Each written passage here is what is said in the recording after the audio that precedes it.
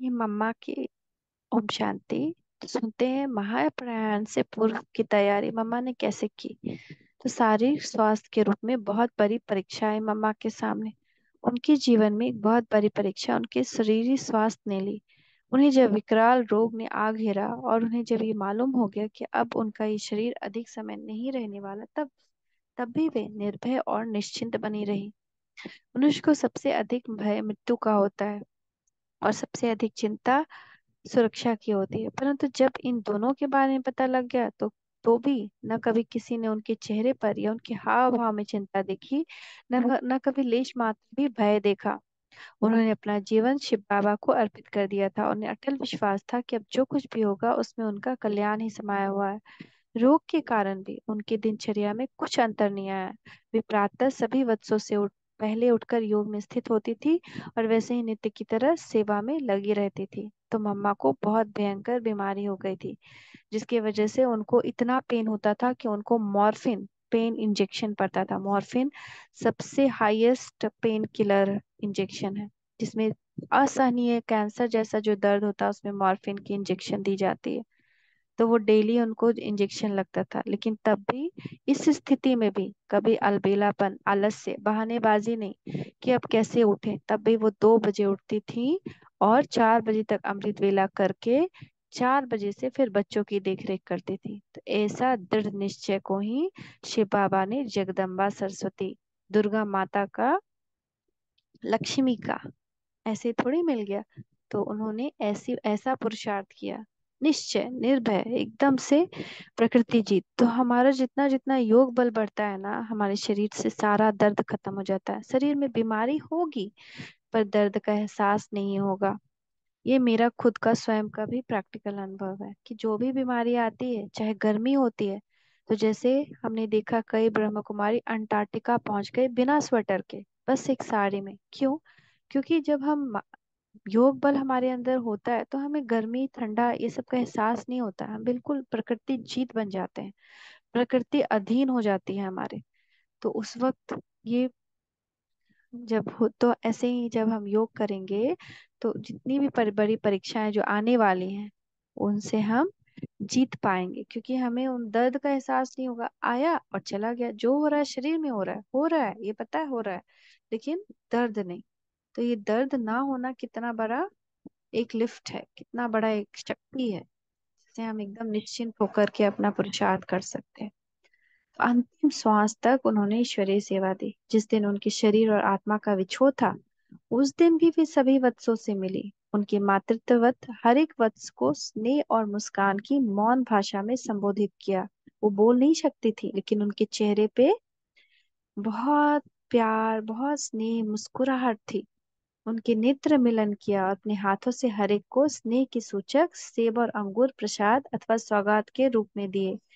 ये मालूम होते हुए भी कि वे थोड़े समय की मेहमान हैं या इसके बाद वे प्रस्थान करने वाली हैं, उनमें व्याकुलता नहीं हुई। आखिर एक क्षण जब ऐसा आया जब शक्ति सेना की नायिका जगदम्बा सरस्वती ने शरीर से प्रस्थान किया। उन्होंने पहले भी अपना जीवन बाबा को समर्पित किया हुआ था और अब बाबा ने समर्पित आत्मा को आगे और सेवा पर नियुक्त किया।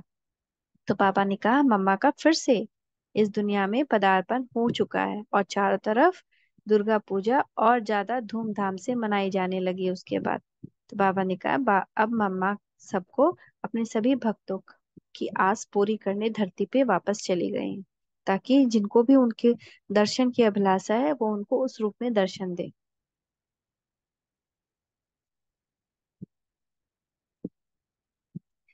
जीवन के अंतिम समय तक सेवा करते हुए देखा मातेश्वरी जी को। 24 जून 1965 सुबह 10 बजे मम्मा सबको अंगूर दे रही थी। किसी को पता तो क्या, किसी ने सोचा भी नहीं होगा कि आज ही मम्मा अपना शरीर त्याग करेंगी। मम्मा को देखने वाले को ऐसा कभी महसूस ही नहीं हुआ। मम्मा मुस्कुराते हुए अंगूर दे रही थी, साथ में इतनी शक्तिशाली दृष्टि भी दे रही थी कि मानो देवी माँ सबको वरदान दे रही है।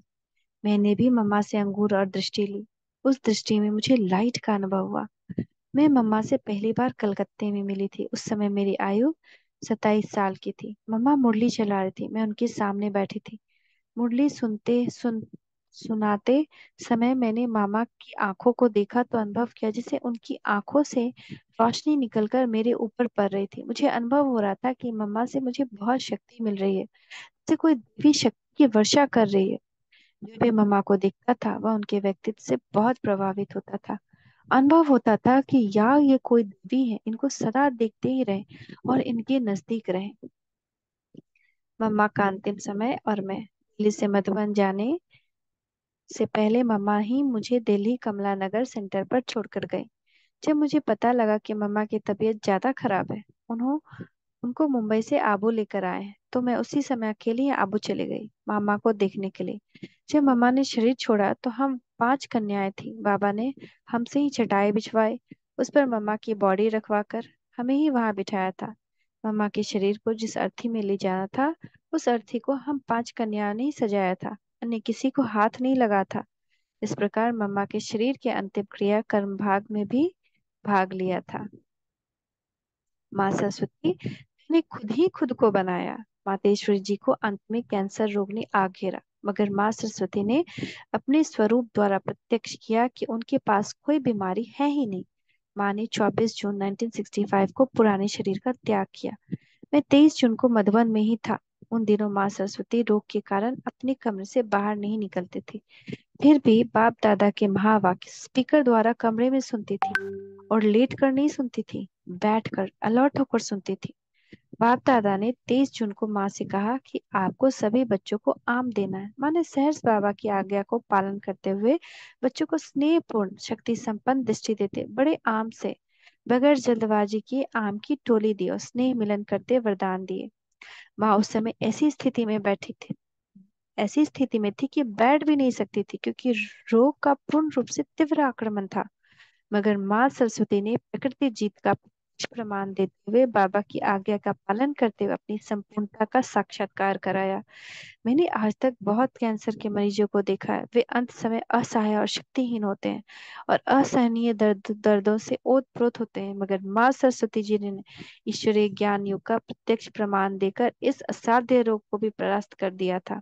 24 जून को माँ सरस्वती जी ने हर्षित चेहरे द्वारा अपनी संपूर्णता को प्राप्त कर इस नश्वर देह का त्याग किया। दिल्ली के कवि भाई ने कविता द्वारा अपनी श्रद्धांजलि अर्पित करते हुए कहा, इस यज्ञ में शिव ने ब्रह्मा पद था बनाया, लेकिन हे माँ सरस्वती तूने खुद को खुद ही बनाया।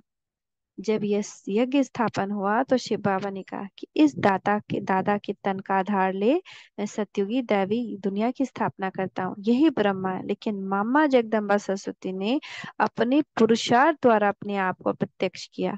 यज्ञ माता बन संपूर्ण रूप से जिस्मानी तथा रूहानी रूप से यज्ञ को संभाला। तो उनका पुरुषार्थ, ब्रह्मा को ब्रह्मा बनाया शिव बाबा ने। उनके अंदर भगवान की प्रविष्टता थी, तो उनका पुरुषार्थ, उनका बल ज्यादा था ब्रह्मा बाबा का।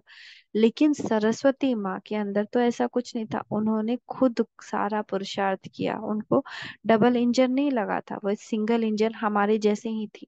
लेकिन उनकी दृढ़ निश्चय की शक्ति, असीम परमात्मा पे प्रेम और निश्चय, उनको जी हाँ का पाठ जो कहा बाबा ने, हर श्रीमत का पालन किया, जिसने उनको इतना शक्तिशाली और इतनी उच्च पदवी को दिलाया। ओम शांति, ओम शांति, ओम शांति।